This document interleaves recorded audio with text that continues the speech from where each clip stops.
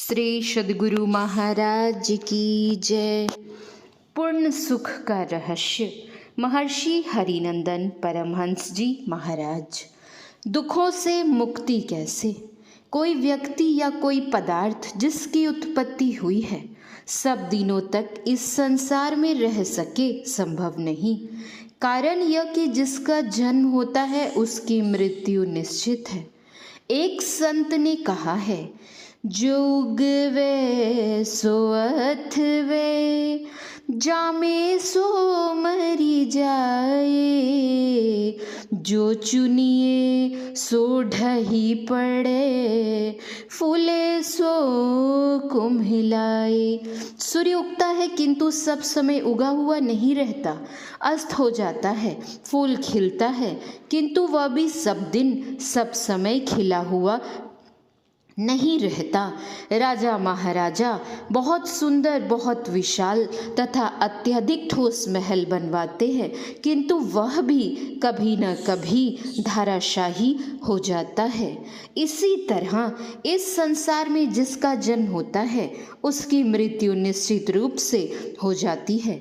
सृष्टिकर्ता के इसी नियम के अनुसार हमारे पूर्वज शरीर छोड़कर चले गए। कुछ लोगों के मन में इस बात को जानने की इच्छा अवश्य होती होगी कि इस शरीर में शरीर को छोड़कर चला जाने वाला कौन सा तत्व है। हम लोग अपने शरीर को देखते हैं। हम लोगों के इस शरीर में 5 ज्ञान की इंद्रियां आँख, कान, नाक, जिह्वा तथा त्वचा है। आँखों से देखकर वस्तु की पहचान होती है, कान से सुनकर शब्द का ज्ञान होता है, नाक से सूंघकर सुगंध तथा दुर्गंध की जानकारी होती है, जीभ से चखकर खट्टे मीठे तीते नमकीन आदि का ज्ञान होता है तथा त्वचा के द्वारा स्पर्श करके ठंडा गरम, कड़ा मुलायम आदि जानने में आते हैं।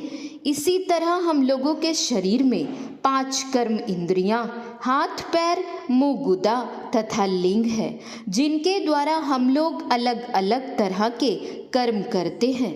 हम लोगों के शरीर में इन दोनों तरह की इंद्रियों के अलावा मन, बुद्धि, चित्त और अहंकार 4 भीतरी इंद्रियों के अतिरिक्त एक चेतन तत्व भी है जिसे जीव कहते हैं। वह जीव सूक्ष्माति सूक्ष्म है। उसे इन आँखों से देखा नहीं जा सकता।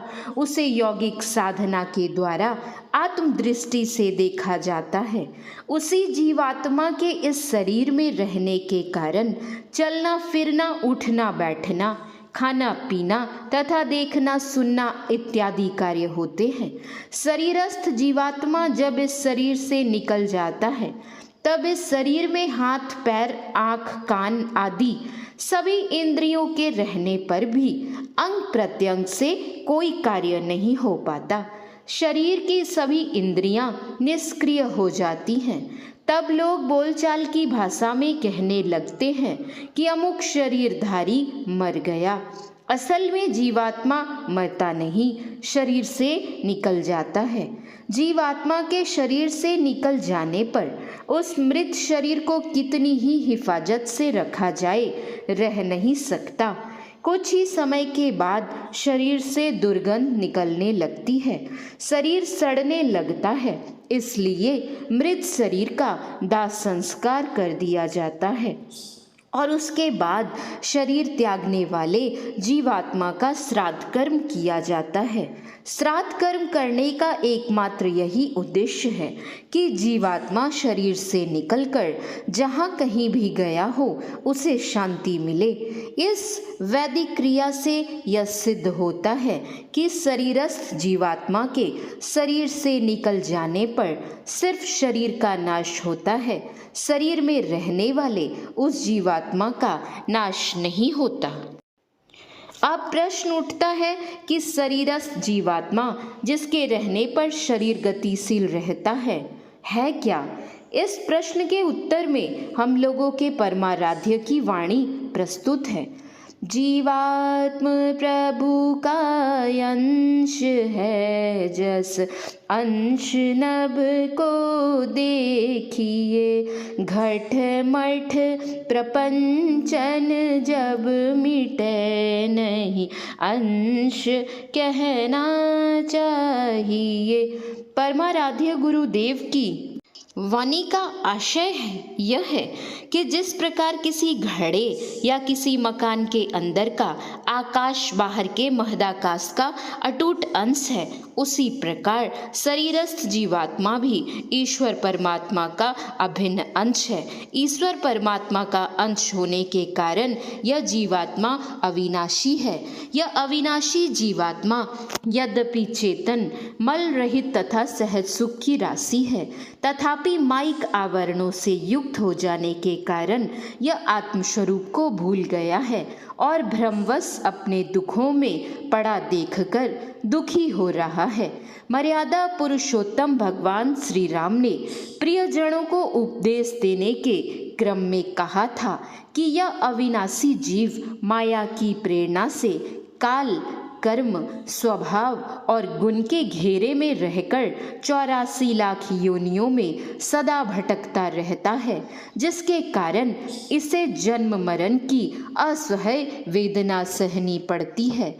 इस मायाबद्ध जीव को अनंत काल से दुखों में पड़ा हुआ देखकर ही कृपा करने वाले परम प्रभु परमात्मा करुणावश कभी मनुष्य का शरीर दे देते हैं, जिससे कि यह परमात्मा की भक्ति करके जन्म मरण के बंधन से मुक्त हो जाए।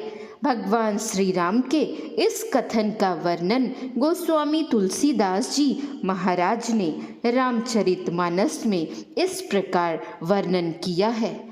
आकर 4,84,00,000 जोनि भ्रमत यह जीव अविनाशी, फिरत सदा माया कर प्रेरा, काल कर्म स्वभाव गुण घेरा।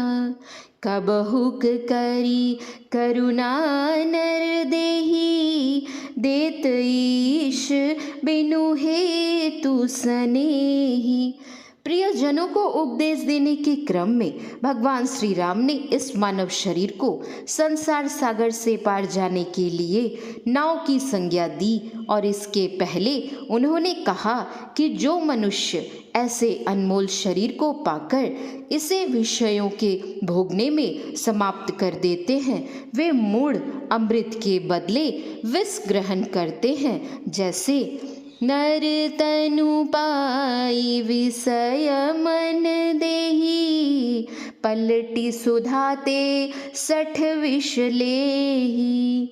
ताही कबहु भल कहई न कोई, गुंजा ग्रहई परस मनि खोई। संत लोग कहते हैं कि अज्ञानी जीव 84 लाख योनियों में बहुत दुख भोग चुका है, तथापि यह बारंबार वही कर्म करता है जिस कर्म के करने से पुनः 84 लाख योनियों में जाकर उसे जन्म मरण के दुस्सह कष्टों को भोगना पड़ेगा। परम भक्तिन सहजोबाई कहती हैं, 84 भुगती घनी, बहुत सही जम मार। भरमी फिरे तिहु लोक में, तौ न मानी हार, तौ न मानी हार। मुक्ति की चाह न कीनी, हीरा देही पाई, मोल माटी को दीनी। मूर्ख नर समुझे नहीं, समुझाया बहु बार।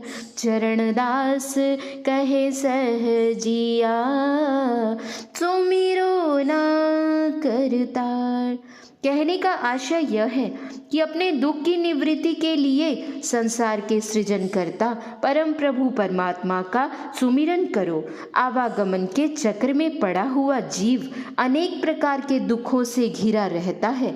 बारंबार जन्म लेने तथा बारंबार मरने का कष्ट सभी जीवों को भोगना पड़ता है। इसके अतिरिक्त दैहिक, दैविक और भौतिक इन त्रय तापों से सभी जीव सदा संतप्त होते रहते हैं। विविध तरह के रोगों तथा कष्टों से जीव सदा पीड़ित रहते हैं। यदा कदा दैविक ताप या प्राकृतिक प्रकोपों जैसे अग्निकांड, भूकंप, प्रचंड आंधी, भीषण बाढ़ तथा अनेक तरह की दुर्घटनाओं के फलस्वरूप भी जीवों की अत्यंत दुर्गति होती है। फिर एक जीव से दूसरे जीव को सदा दुख होता ही रहता है। विभिन्न तरह के दुखों को भोगते रहना किसी भी जीव को पसंद नहीं होता, किंतु मनुष्य तनधारी के अतिरिक्त अन्य कोई भी जीव अपने दुखों को दूर करने का उपाय नहीं कर सकता, क्योंकि अन्य जीवों में विशेष ज्ञान नहीं है।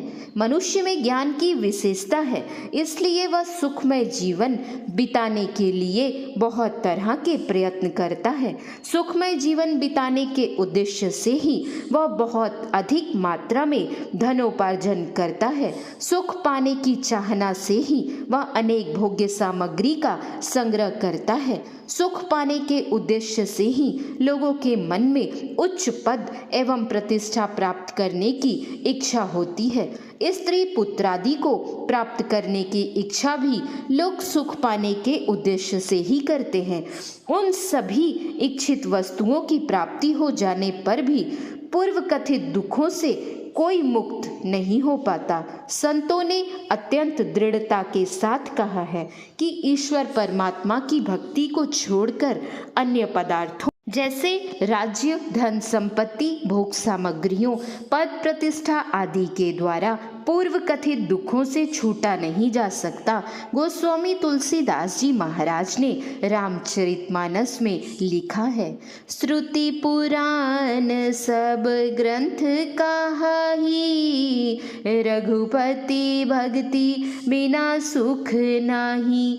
गोस्वामी तुलसीदास जी महाराज की उपर्युक्त बातों की संपुष्टि संत कबीर साहब की इस वाणी के द्वारा भली भांति हो जाती है। भक्ति बिनु नहीं निस्तरे, लाख करे जो कोई, शब्द शनै ही हुए रहे, घर को पहुँचे सोए।